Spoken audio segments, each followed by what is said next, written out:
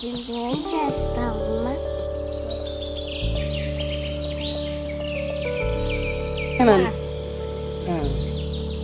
పనస పండు. దీనికి ఏం చేస్తావమ్మా? దీంతో మనం చిట్టి పునుగులు చేద్దాం, సరేనా? సరే.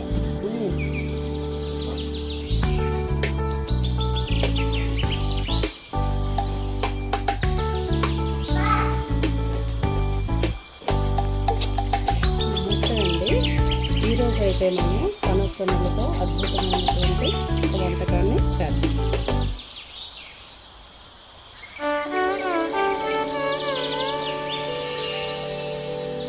ఈ విధంగా అన్నీ శుభ్రపరిచి ఉంచుకోవాలి. వీటి కోసం ముందుగా 6 గంటలు నానబెట్టుకున్నటువంటి 1 కప్పు రేషన్ బియ్యం, ఇది ఇలా అదే కప్పుతో 2 కప్పులు పనస తొనలు, కొబ్బరి తురుము 6 కప్పు,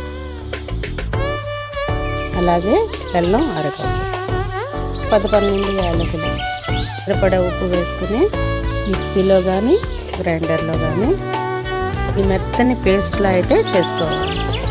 అస్సలు నీరు వేయకుండా రుబ్బు పెట్టుకోవాలండి, అదొకటి మీరు గమనించాలి.